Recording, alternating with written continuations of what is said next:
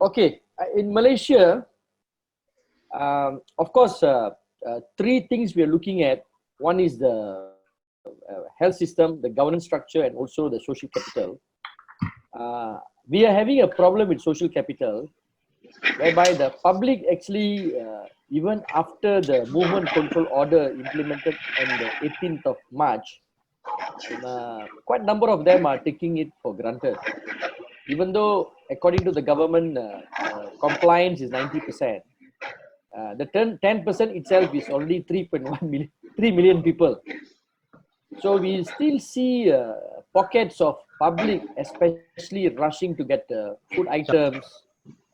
These are the issues. But what MMA has been doing, we have been playing our role in creating awareness via the media, the importance of social distancing, and also this is a collective responsibility of every individual. So we have been publishing in various languages in Malaysia, so that the public is aware. They need to play an important role if they want to curb this. It's not only the healthcare workers. The healthcare professionals, they're actually taking care to treat them, but the preventive part, which is the most important, is still it comes to the public. Okay, what about Dr. Chang?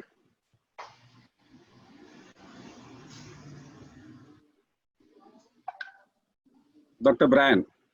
Hello. Yes. So I want to. Can you hear me?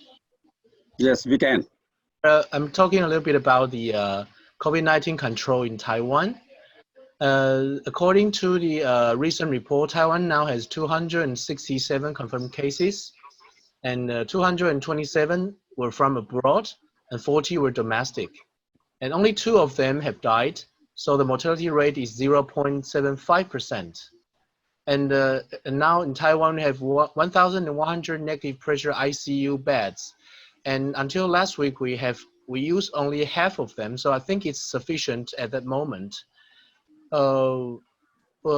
We have prepared this early because as early as January 8th, as the TMA discussed outbreaks in Wuhan with CDC in Taiwan, and we prepare for this. So at the early moment, our measures include the immediate border control and quarantine, and nationalized production and distribution of masks.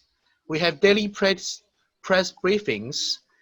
We take questions and answers from the media on the COVID-19 outbreak, and we transfer all the confirmed cases to a hospital for treatment. And those who have contact history of the confirmed cases will have a self-isolation and quarantine.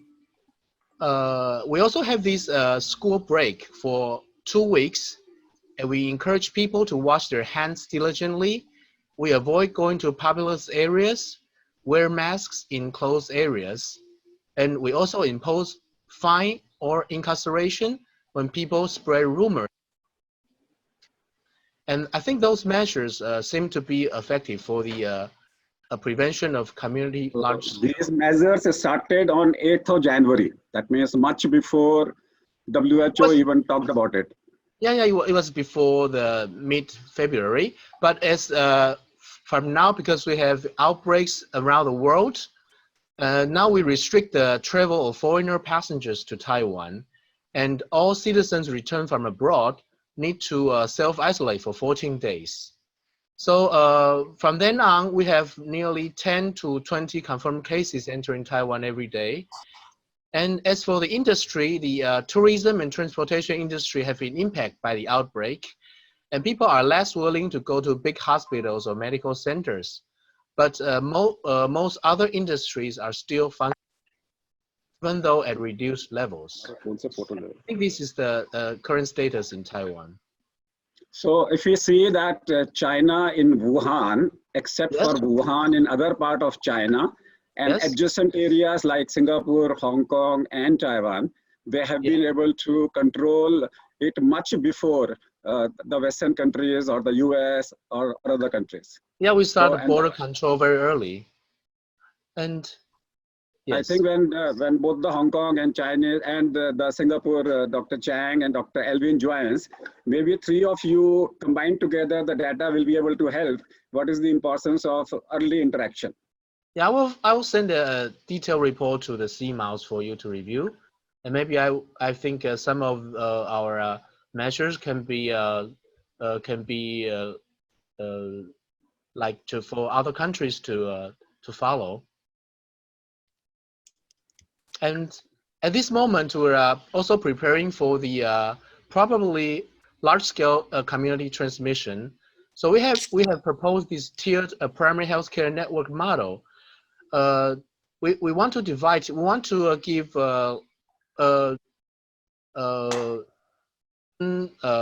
portions of clinic with protective gears and trainings and a certain amount of reimbursement. So some of them might will be volunteer to serve patients with fever, cough, and other respiratory symptoms. So when they encounter likely cases, they can refer them to the community spots for test and diagnosis.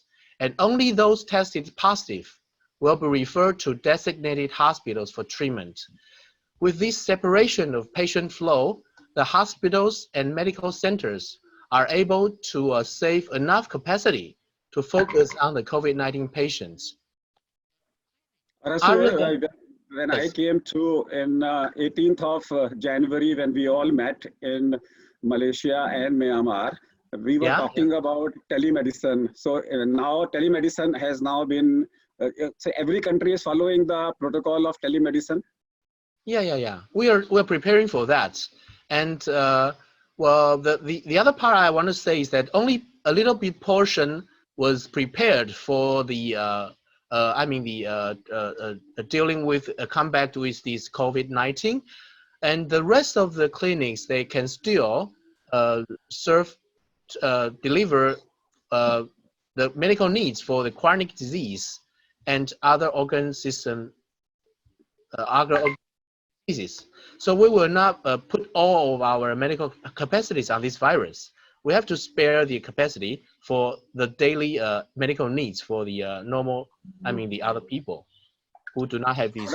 Arasu, do you have a telemedicine policy now in Malaysia? Because Malaysian Medical Association was opposing it initially. Dr. Aggarwal, actually, we were never opposed. We never opposed the telemedicine policy. Only thing is that what our stand was that they need to make sure the governance structure and the patient ethics must be in place.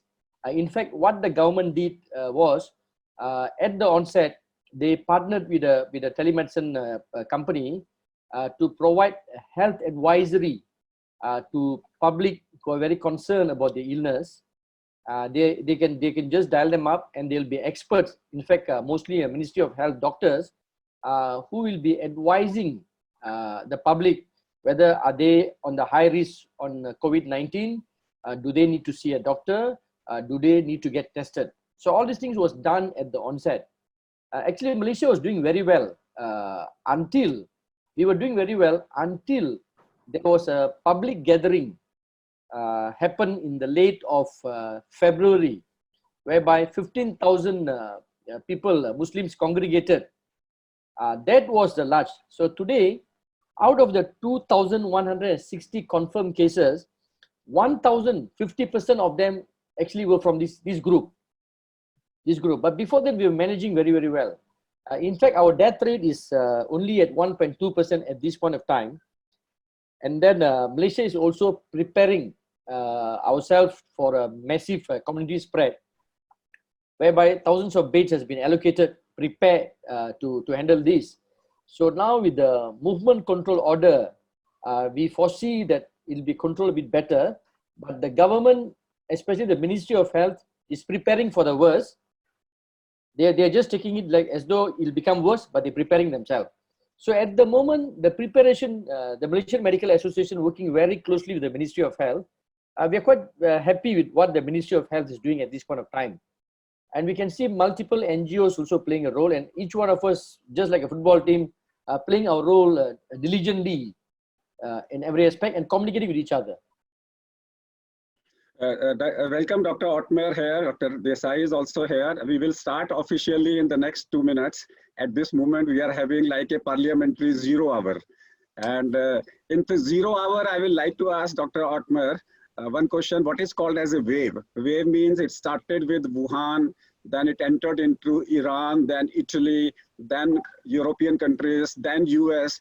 Do we have a mathematical model how the wave will move after the US? Where? Is it dependent on the climate? Is it dependent on, and ultimately the wave will complete and come back to China, other cities of non-Wuhan, ultimately it will come back. Mm-hmm. Well, good morning, KK. Good morning, all of you. Actually, what we have seen is in Europe is we have seen several waves. Germany is a good example for that. We had seen pretty early persons coming from Wuhan, working in Munich in a conference, and at least one person was infecting the staff of a company which produce automobile parts in Wuhan. They had a session in Munich and in Bavaria, and a large number of people was already infected in this very first wave, just from one person bringing this to the south of Germany. And it did spread very slowly through the country at that time. And then there was a second one from a person in the mid of February coming from Italy, bringing it to a small district in the west of Germany. And this infected, although it's a pretty small community, this infected a very high part of the people. Actually, their wave is already ebbing off in that, because in that district they immediately imposed very harsh restrictions, and they are now on the way down already, while the rest of the country is now still on the uprise now. So there were actually several waves you can follow in parts of Europe. It's not a single one which we see. We see indeed several ones. And if you go to the United States, you also will find pockets in the city which started earlier, and other parts which are coming later. So it is indeed several smaller ones which you can find. Thank you, Dr. Ottmer. Now it's 9 o'clock and let's start it officially. And I have with me Dr. Chong also joining, the treasurer of CMAAO, and I expect Dr. Chong is also there. Dr. Elvin is also there. So Elvin, why don't you start as a chair? Just give a introductory remarks, then invite Dr. Desai to inaugurate this first virtual meeting, and then I will take over. Yes, Dr. Chong. Hi, everyone. Can you hear me? Yes. Yes. Yes. Yes. Good to see all of you, and glad that all of you can make this meeting. It's been a trying time for all of us for the last 2 months or so in Singapore, and globally, it's been quite a tragedy unfolding. So I'm glad all of you can come together and have this virtual meeting and discuss certain things. Let's, without much ado, I'd like to invite Dr. Desai to say some words, and then we'll switch back to our president to carry on the meeting. Dr. KK, good morning to all, and thanks for inviting me. But I mean, this is not a conference on a subject which anyone would like to inaugurate. It's a sad things happening. I'm happy that the KK has taken the initiative. Issue which is bothering across the globe, and casualties actually day by day increasing, and one after another country is passing through that phase, and we are to get any solution of it. And the interesting thing is that the countries which are considered to be the developed countries, forget the West, like China, US, UK, that these countries are the worst of it. Developing countries are now. So one should put their mind in why the developed countries have suffered the most, and now how they are going to impact on the developing countries. Because if the developing countries will have an impact of this level, like the developed countries, then that is going to be a disaster. Not only in terms of health sector, but also in terms of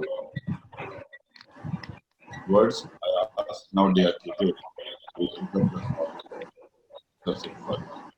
Okay, please now. Thank you, Dr. Desai, for inaugurating this virtual meet. And before I start with Indian Medical Association, I will be going to every medical association to talk about 2 to 3 minutes each, because of everybody's press for time, we will like to finish it off in 1 hour. Maybe next week again we will meet, maybe once in 10 days or once in a week we will do it.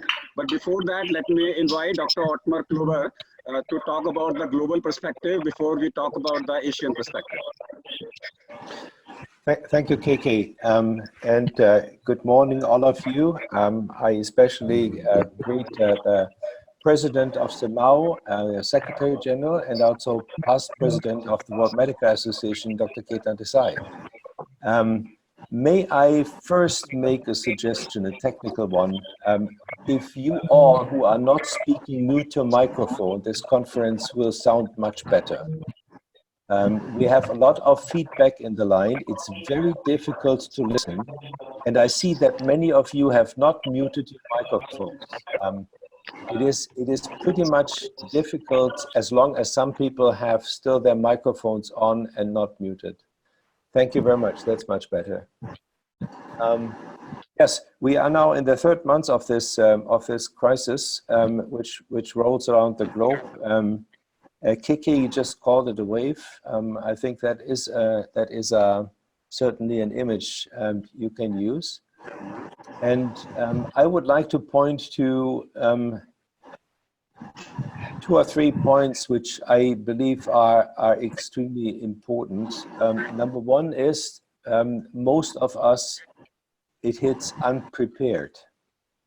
And the sad thing about this is that this is something which is our own fault.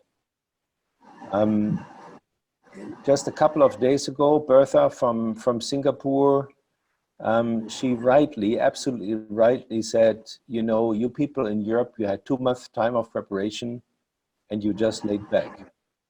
I think she is right. I think she has hit a point which is very important. If you look into the numbers and figures, many of the countries are completely unprepared.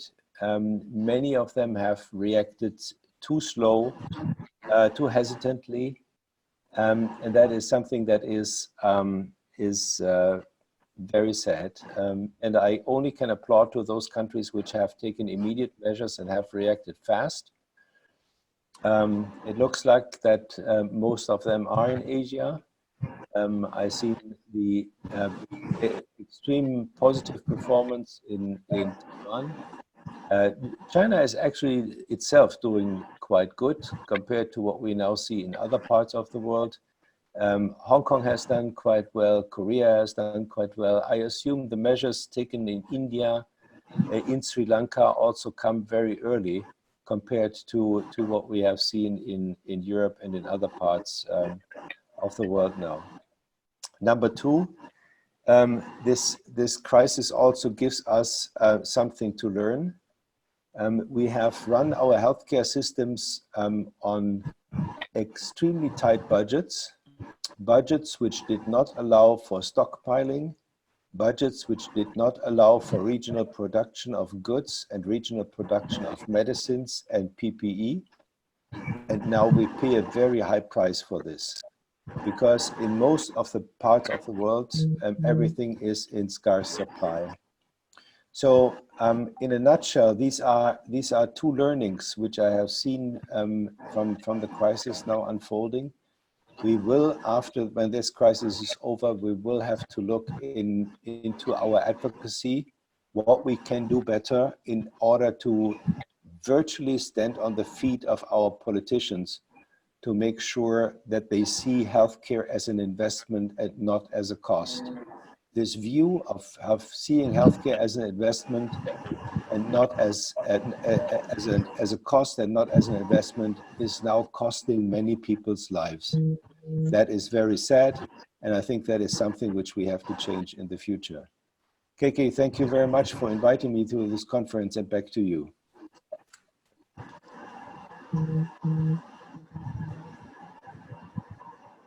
That too at a very early hours in Germany where you are there.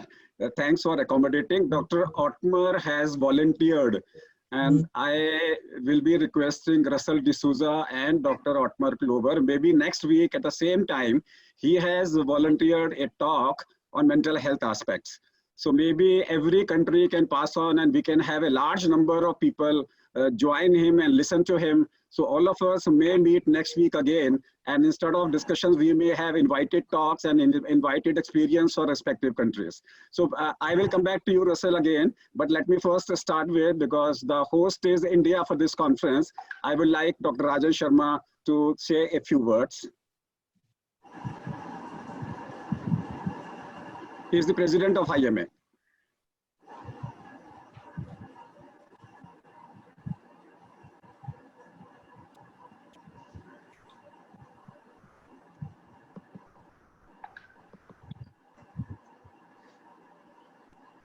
Ask Rajan to unmute. Rajan, you unmute yourself first. You unmute on the top. Okay. Okay. Hello? Yes. Now you are audible. Yes. Good morning, sir. Good morning, everybody. And Dr. KK, first of all, I would like to congratulate you for this endeavor under the leadership of our dynamic leader, Dr. Ketan Desai, sir. And this webinar is happening across many countries. And this is, as Dr. Ottmer very rightly said, it caught us all unawares. But I must say that in India, first of all, we got some time to react, and sometimes we still have to capacity build our resources, which we are doing in a big way. And the webinars and other things are making us aware of the latest things across the world, and we will get richer by sharing the experience from the other countries and sharing our experiences with them. So I wish it all the success. Thank you so much. So thank you, Dr. Rajan Sharma, the President IMA. Now we are going to listen to perspectives, one from Singapore and one from Hong Kong. How they have been able to control it. They are adjacent to China, but they have been able to control it. Practically no healthcare worker have been infected. So first, I would like Singapore, Dr. Chong.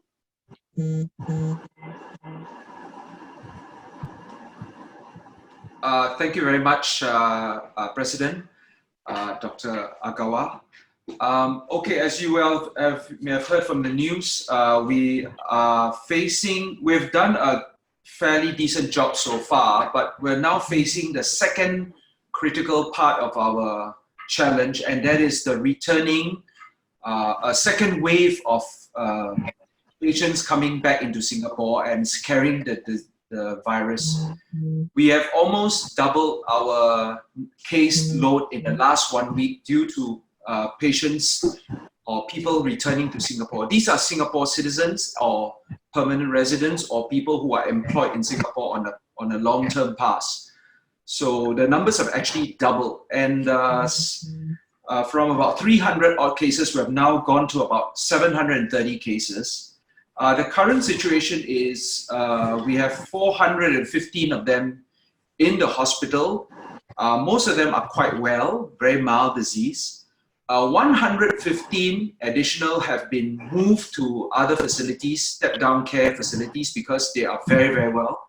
But we're just waiting for the virus to clear. Once we have 2 COVID swabs negative, they will be discharged. We have 17 patients, 17, that are critical, and they are in ICU. And we have 2 that have perished so far. We expect a third one to go maybe sometime this weekend, a third patient to perish. So on record so far, we are containing the situation. But we have 200,000 Singaporeans still waiting outside to come back to Singapore. So the third wave, the fourth wave, the fifth wave will be a challenge. Right now, when the Singaporean comes back to our airport, we have closed the airport to all visitors and transit passengers. So only Singaporeans or PRs can come back. And when they do come back, we immediately move them from the airport to a facility to let them serve out their quarantine. So we don't allow them to meet their family members. So they go straight to a facility. This is one way that we hope to stop this second, third, fourth wave from coming back. I just want to ask you, when I interacted with you maybe a month back, and you said Yes. all COVID patients, we are treating them in a AII room. And all patients at the reception of the hospitals are given compulsorily mask to wear. Everybody in the hospital reception, because you are taking it, every patient is COVID positive unless proved otherwise. Yes, that is correct. So all the hospital receptions are closely, tightly monitored. Patients coming to the hospital will all have to register, be able to contact trace them. All the frontline staff have masks, surgical masks, or N95 masks if necessary. Mostly surgical masks at the moment. But in critical situations, like for example, myself, I will wear N95 when I see patients. Nurses in the ward will wear surgical masks. If we are doing an aerosol procedure, we will definitely do a full PPE with N95 and goggles. So far, healthcare workers infected, we have 3 healthcare workers infected. But fortunately, all the healthcare workers, 4 of them, I think 4 healthcare workers infected, 3 of them caught them from their family members. So they did not catch it at work.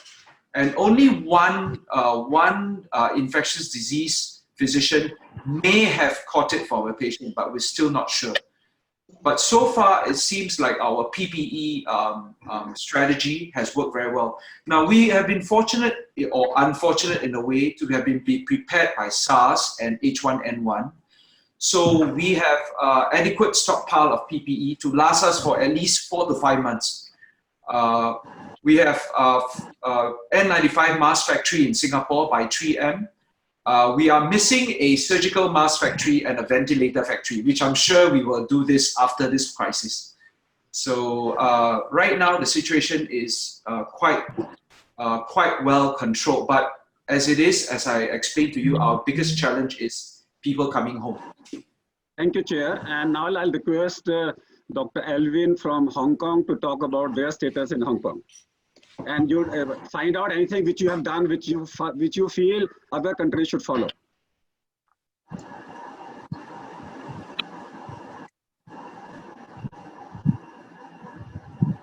Sorry, President, was that a question for me or for Alvin, the last question? Please unmute yourself. Yes, you have unmuted. So I'm asking, what is the scenario in Hong Kong? All right. In fact, thank you, Mr. President. Can you hear me? This is Alvin Chan from Hong Kong. And in fact, our situation is very similar to that in Singapore. And of course, one main difference is that we have a border with mainland China. And that made us very susceptible to the infection right from December. And we had a good track record. It's because we already had suffered SARS in 2003. At that time, 1,700 persons got infected and 299 had died. And at that time, the Hong Kong people were scared and got really alerted to this dangerous virus. So this time, that's why when we heard the epidemic had come out from Wuhan and from China, most Hong Kong people would listen to the advice of the medical people to put on face masks, to cleanse their hands, to have safety measures to prevent infection within our community. And if you had read from the news, in fact, in earlier at the end of January, some medics had even joined the call from some trade union to participate in a strike to protest that PPE is not enough and the government was not closing the border with mainland China. So, of course, medical association would not endorse medical doctors to participate in strike. I mean, to stop working for such political cause.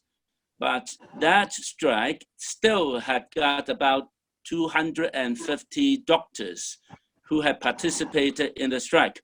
And that strike has stopped voluntarily about 5 days later, when the medical community itself did not really agree with such a demonstration to the degree that we had stopped working.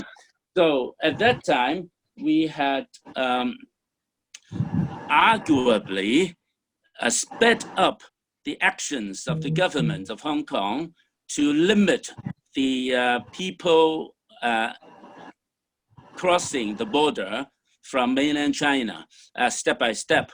And then until now, I mean, the control of people crossing the border of Hong Kong and mainland China have been very effective. And of course, we all know that mainland China had already got their epidemic controlled, basically, in their communities, although second wave is also coming up for them. For Hong Kong, our situation is like that. We had, like Singapore, we only had about 200 infected people in Hong Kong last week.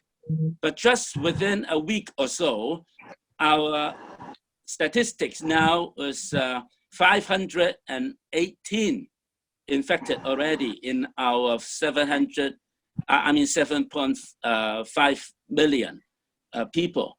And so in our population, it's about 69 per a million.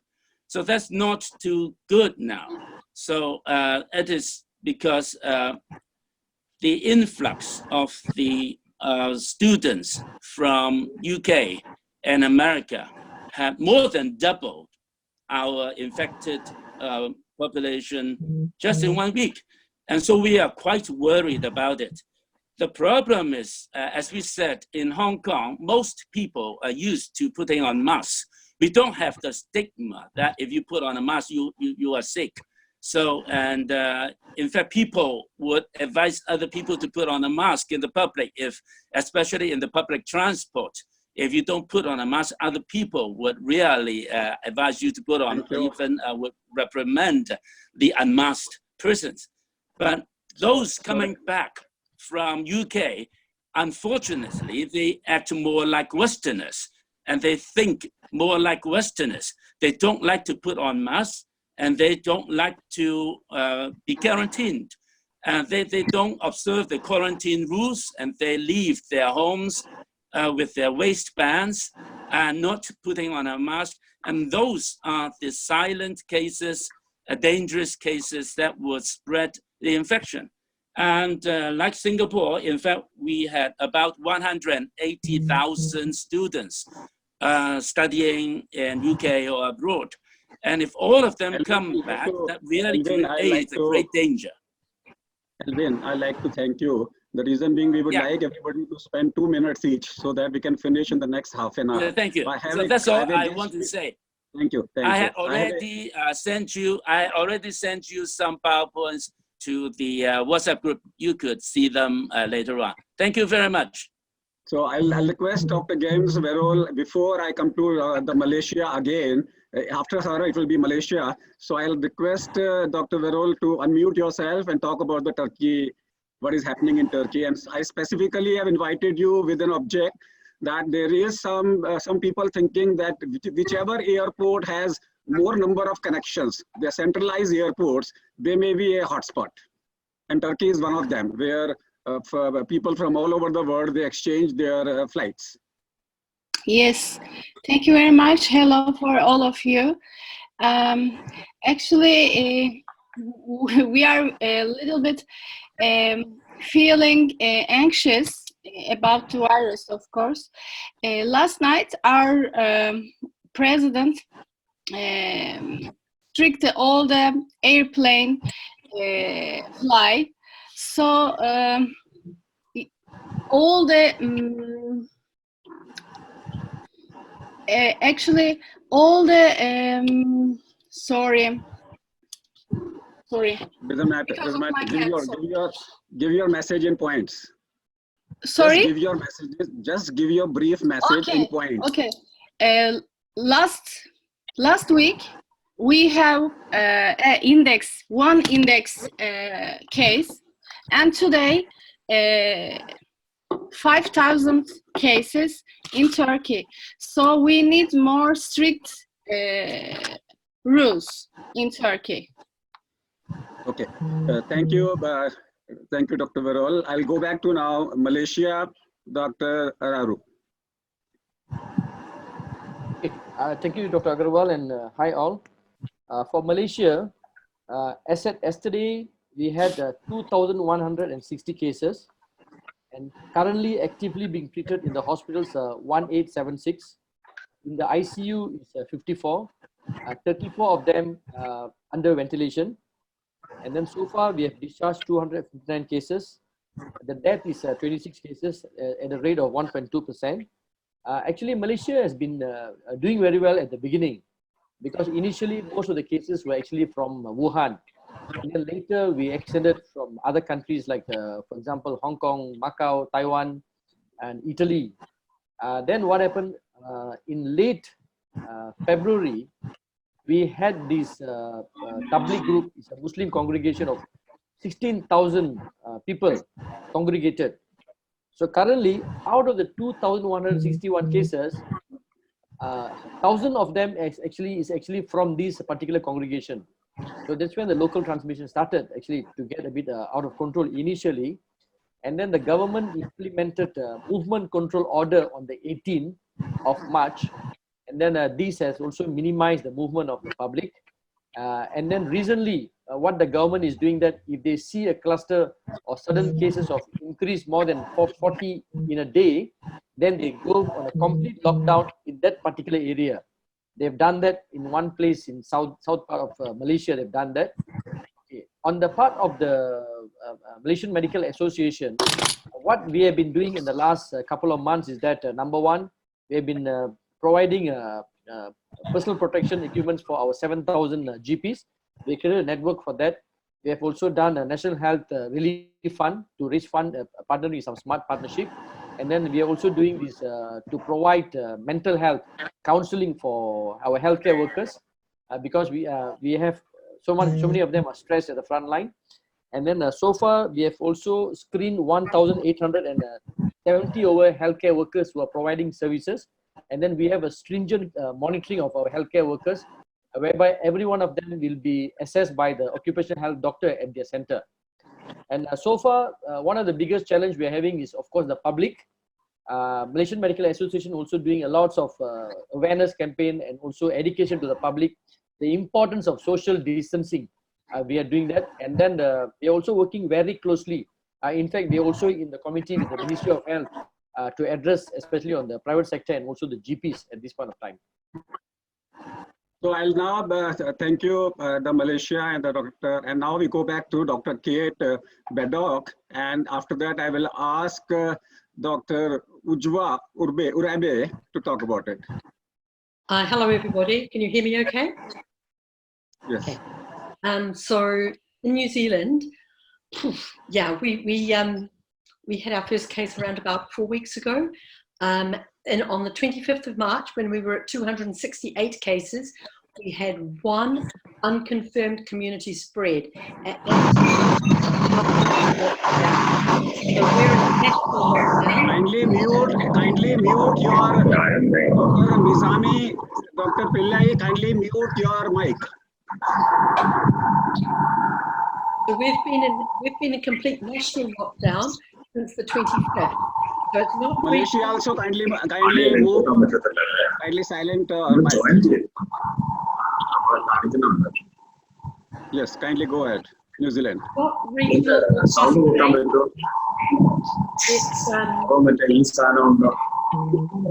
it's full on national lockdown. So all our borders are closed. We have 10,000.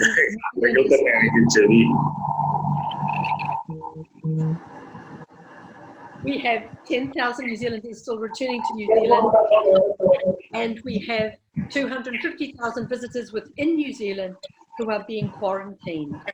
So because we get such a high travel population compared to our 2.6 million people, it's quite an imbalance. And all except 4 are either travellers to New Zealand or have been in close contact with people with a history of travel. So we currently have 451 cases. We shut everything down, so we went into total lockdown at 268. We then went to 353 yesterday, and we're at 451 today. So it's only 1.6 times increase in the last 48 hours. And that's looking like we may have got there earlier than a lot of other countries. We don't have any. Thank you. Thank you. I'll request Dr. Ashokan and Dr. Makinda Pillai to mute yourself. Kindly mute yourself. Kindly. Good morning, sir. I am Dr. R.V. Ashokan, Honorary Secretary General of Indian Medical Association. Let me join in. Just now, let me hear the discussion and then perhaps act.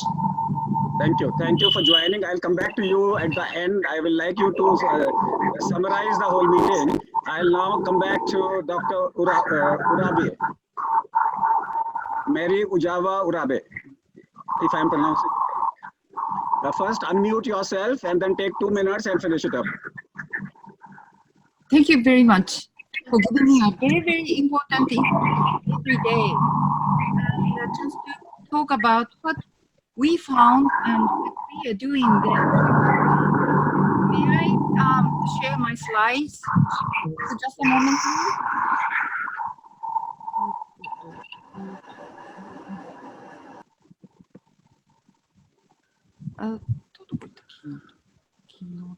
Just a moment, please. We have now 1,387 patients has been tested positive, and all of them are in the hospital right now, and 56 patients in the ICU and who needs special care.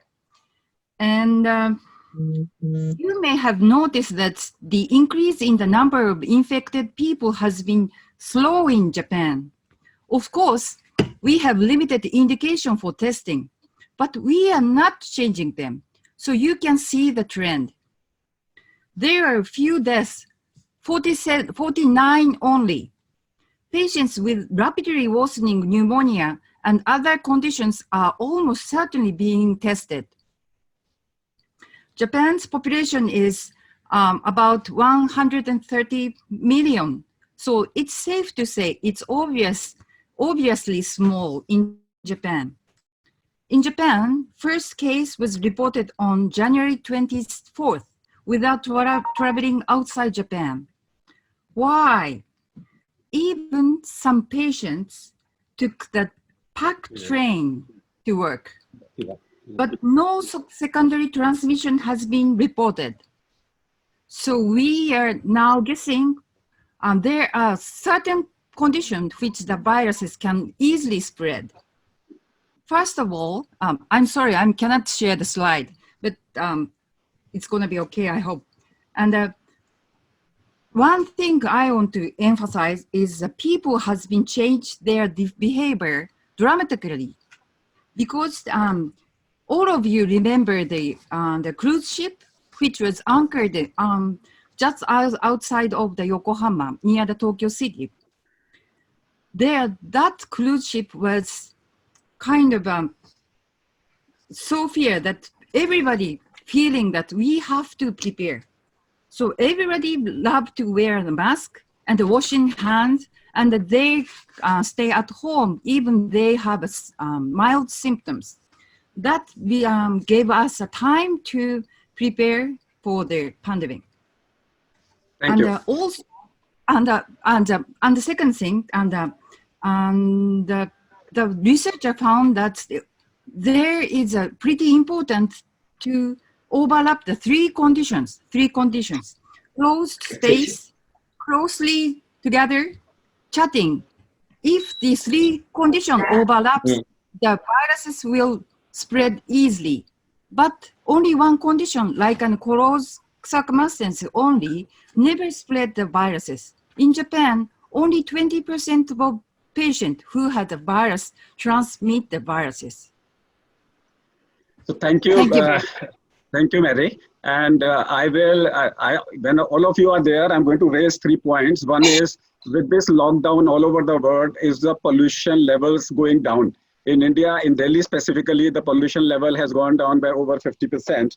Number 2 is, are we seeing anosmia and loss of taste and loss of smell as an important feature, early feature in cases with COVID-19 infections? And if we, along with that, instead of high lymphocytes, if they have low lymphocytes, we know there is a clinical marker available.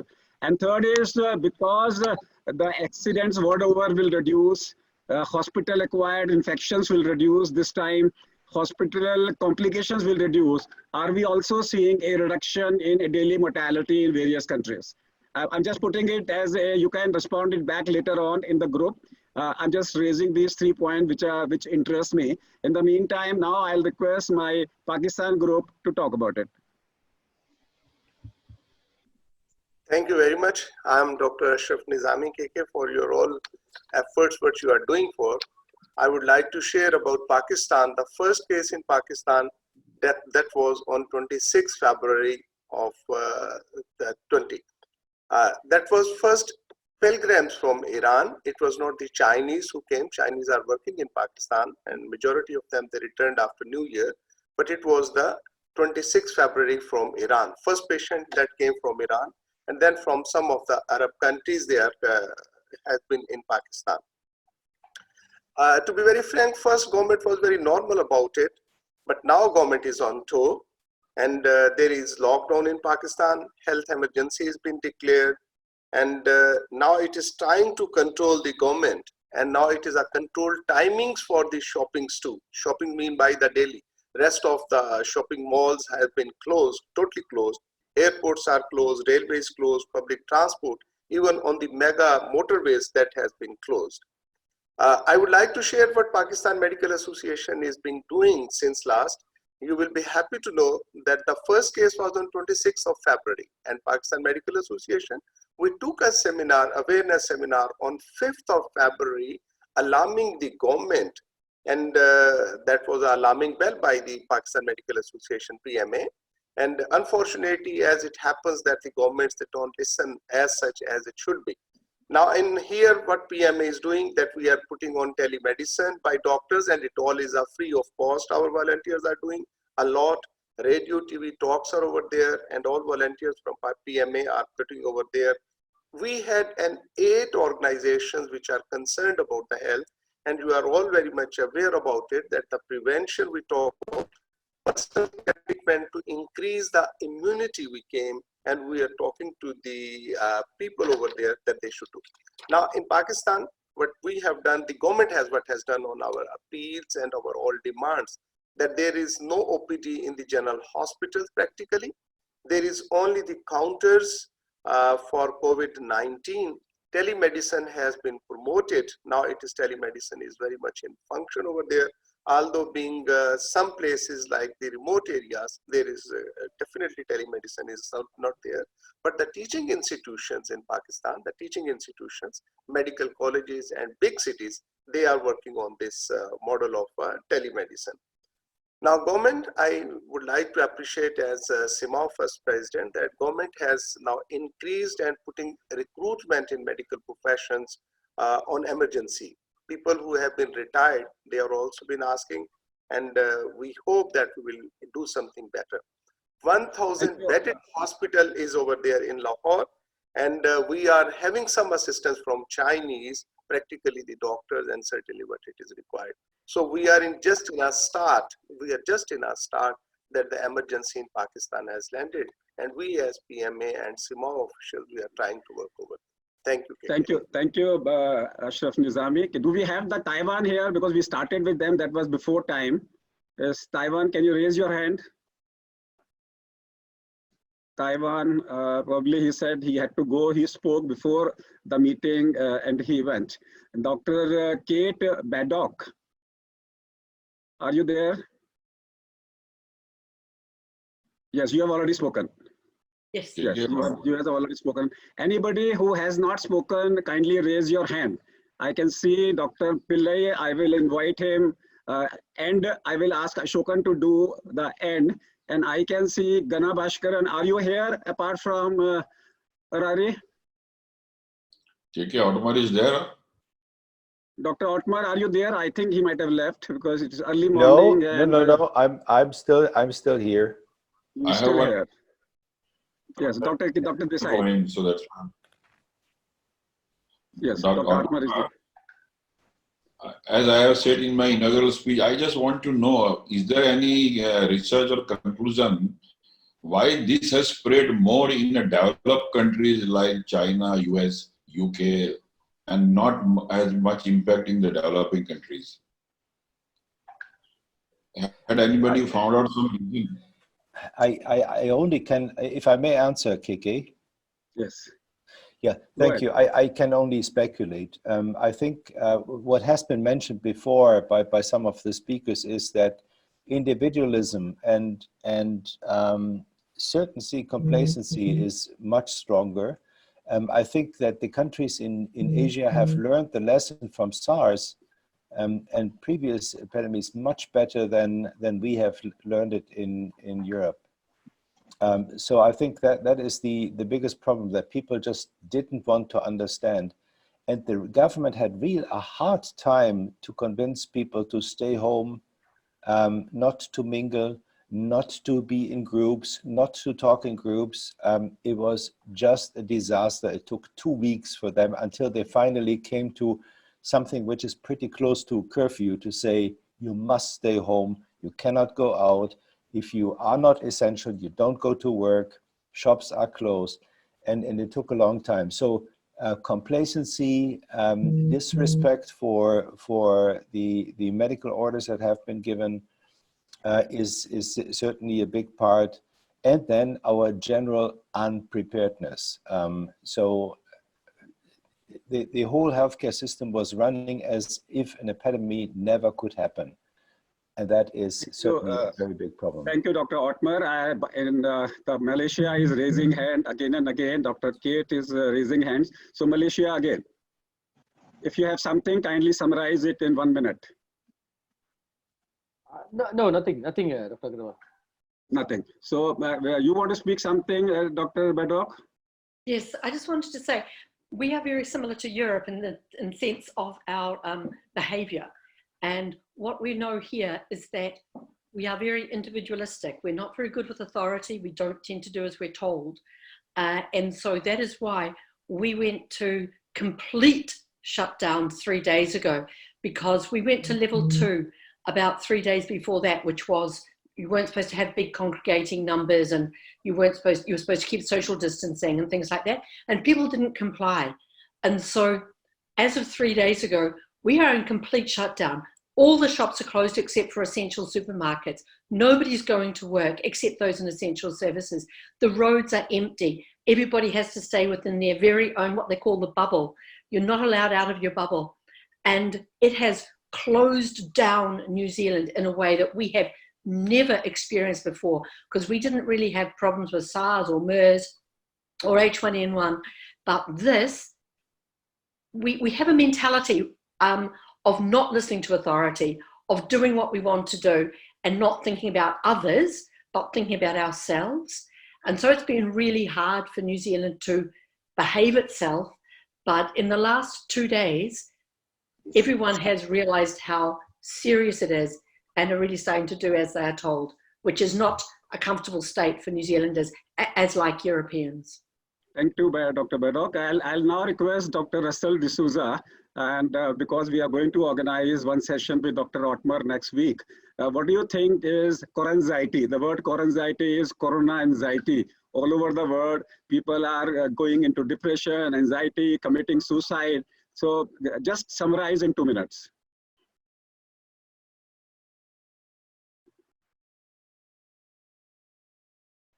Kindly unmute yourself and then speak.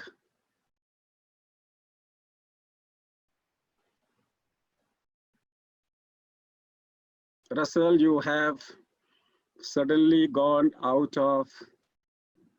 So till he comes back, let me talk to, we always also has a guest with us, Sunny Park. Sunny, would you like to make 1 or 2 statements? Kindly unmute and make 1 or 2 statements. Sunny, can you unmute yourself? Yes. Sorry, I have nothing to mention. Otmar covered everything. Thank you. Thank you. So we will have Dr. Rajan Sharma, who wants to speak, the President IMA. Rajan, unmute yourself and speak. Yeah, sir. I would like to point out, first of all, I would like to know the test protocol of all the countries and how they are following. Second is the need for helplines, like the medical helpline IMA is running for the general public, and the psychological helpline we are soon starting in the terms of, as you rightly said, corona anxiety. So I think these anxiety portion needs to be addressed on a broad footing. But first, my concern and want to learn the experience that they should share about testing, rapid testing especially. So what Dr. Rajan says is, if all of you can share your guidelines, we can combine all of them together. We can compile all of them together and distribute to each other. How is every country behaving? We don't want to go into which is bad or which is good. If we just have the guidelines being issued by the medical association to their members, we will compile all of them, convert it into an e-book and send it to all our national medical associations with that. Do we have the Subramaniam? Yes. Kindly unmute yourself and talk.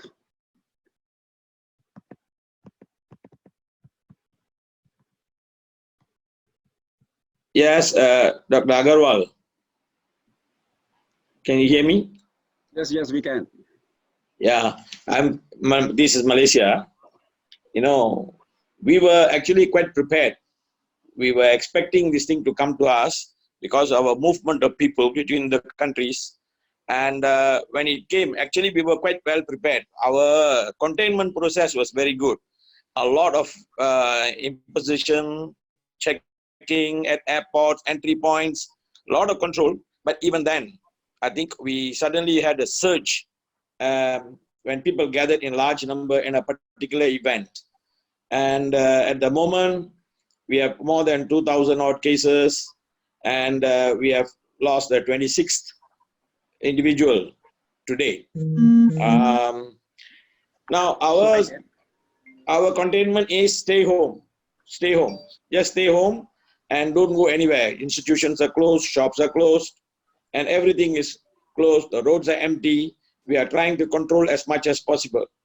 The health authorities in this country are actually doing a great job looking after not only those who are victims of this disease, also the families and everybody, so that everybody is being well taken care of.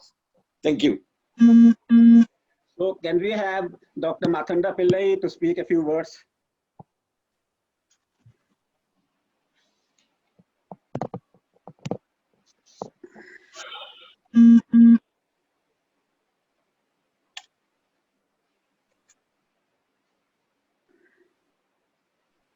Dr. Pillai, kindly unmute yourself and speak for a minute.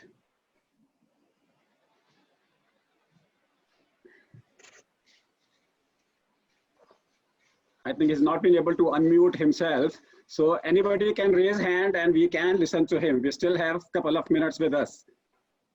Anybody can raise hand and speak out. So let me come back to the CMAAO. On 7th of January, we issued a CMAAO alert on 7th January, 8th January, 10th January. And then we had a meeting on 18th in Malaysia and in Myanmar. In Myanmar, we had discussions with the Chinese Medical Association, the Myanmar Medical Association, the Thailand Medical Association. So we had meetings on that and we did discuss about the COVID-19 possibilities, because by that time, one case has happened in Thailand and their success with the antiretroviral drugs was also known to us. So CMAAO, since then, I have been writing about it to all the countries and try to update all of you what is happening in other countries. So CMAAO has been actively working in this particular aspect. So anybody else raise hands? Yes, Dr. Pillai, kindly unmute yourself before you speak.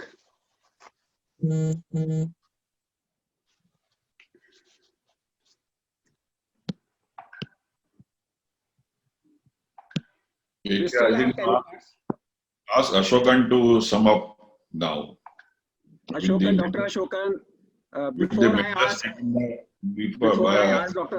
before I ask Dr. Ashokan to sum up, I'll request Dr. Desai to sum up non-CMAAO perspective what we have listened today. No, better ask Ashokan to give the perspective of the steps taken by the IMA and the by the government of India. And is Dr. Ashokan there? Dr. Rajan Sharma, is Dr. Ashokan there? Otherwise, you can take over that. What actions have been taken by the IMA and what you have been doing the health ministry and what actually we have done. Sir, as soon as COVID-19 was, as you rightly said, when we were in Myanmar together, we were the first ones to point out to the Chinese about the COVID. That time it was Corona.